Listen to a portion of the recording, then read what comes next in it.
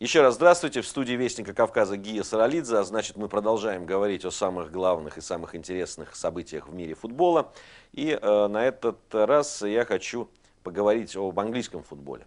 В английском футболе, о чемпионате английском и его месте нынешнем в этом сезоне в европейском. Может показаться на первый взгляд, что неудачи английских клубов в Еврокубках, а если уж судить по Лиге Чемпионов, по Лиге Европы, то, ну, как провал можно расценить выступление английских клубов, то вот как раз из этого можно сделать вывод, что английский чемпионат, который последние годы называли лучшим чемпионатом, главным чемпионатом Старого Света, теряет свои позиции. Я бы так говорить не стал. Да, действительно, провал был в Лиге Чемпионов, провал прежде всего двух манчестерских клубов, которые сейчас разыгрывают золотые и серебряные медали в английском чемпионате. Это Манчестер Сити и Манчестер Юнайтед. Дружно они не смогли выйти даже из группы. Сейчас вот очень неудачно сыграли в Лиге Европы, хотя это понятно. В общем, в Лиге Европы, наверное, не так бьются и Манчестер Юнайтед, и Манчестер Сити. Для них это все-таки второстепенные и по финансовым показателям, и вообще по системе координат. Сейчас, конечно, оба манчестерских клуба сосредоточились на чемпионате Англии. И Манчестер Сити, который растерял свое преимущество, которое у него было перед Манчестер Юнайтед, сейчас точно не до Лиги Чемпионов. У Манчестер Сити стоит, это точно совершенно определенная задача, у них стоит задача прежде всего выиграть чемпионат Англии, премьер-лигу. От этого требуют инвесторы, это требуют люди, которые владеют клубом, этого требуют от главного тренера Манчини, этого требуют от футболистов. И болельщики, и те, кто вкладывают очень большие деньги на протяжении последних лет в эту манчестерскую команду. Думаю, что и Манчестер Юнайтед сейчас такая же прерогатива. Честно говоря, до того, как Манчестер Юнайтед вылетел из Лиги Чемпионов, мне казалось, что сэр Алекс Фергюсон, который очень уязвлен вот этими двумя проигранными финалами от Барселоны, сосредоточится на Лиге Чемпионов. Но что-то вот не получилось, пошло не так, и этот сезон был провален.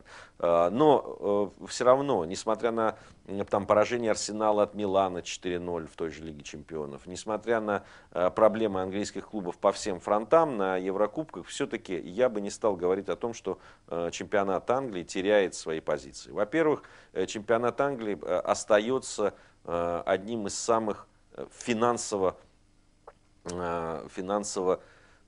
удачных проектов, прибыльных проектов. Это английскую премьер-лигу показывают по всему миру, права на ее трансляцию покупают практически во всех странах мира. Английский футбол знают, в английский футбол едут лучшие футболисты, лучшие тренеры. Это по-прежнему пока так. Другое дело, что, конечно, наверное, выступать вот так удачно, как выступали английские клубы в той же Лиге Чемпионов на протяжении всех лет подряд. Ну, вы вспомните, последние полуфиналы состояли там на 2/3 из английских клубов, а вернее на 3/4, там по 3 клуба выходило в полуфинал такого серьезного турнира клубного, главного, самого интересного, самого качественного турнира клубного мира.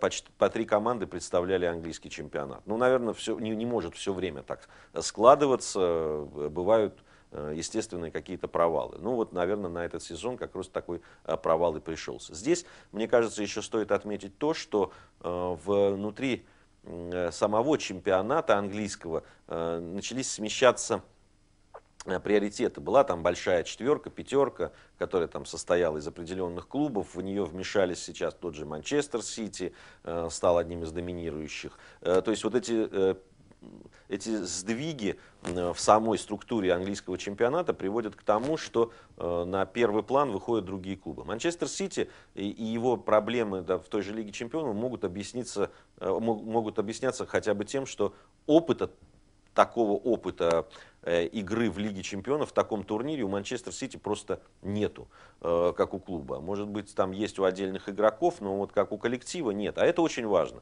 Об этом всегда говорят эксперты, об этом говорят знатоки футбола, сами футболисты, что опыт Лиги Чемпионов такого турнира, так же, как и чемпионатов Европы, чемпионаты мира, это очень важный опыт, который дает определенные преимущества командам, у которых он есть. А как раз вот эти сдвиги, которые произошли, они в менталитете клубов внутри что-то поменялось, и поменялось отношение к различным турнирам. Вот это вот, мне кажется, один из тоже причин, не основных причин, но, безусловно, одна из причин, которая повлияла на выступление английских клубов в этом году в Еврокубках. Но при всем при этом, с финансовой точки зрения, с кадровой точки зрения, с точки зрения интереса к игре, мне кажется, английский чемпионат остается одним из самых привлекательных в мире. Не буду умалять достоинств того же испанского чемпионата, но разборки между Реалом и Барселоной тоже иногда, видимо, надоедают людям. И когда вот есть две доминирующие силы, как в некоторых чемпионатах, ярче всего, наверное, в испанском, от этого теряет, мне кажется, и весь чемпионат. Вот. Ну и если уж говорить о чемпионатах, которые там привлекают интерес и которые на подъеме, я бы, конечно, отметил португальский футбол и португальский чемпионат, который всегда такой был немножко на задворках европейских чемпионатов.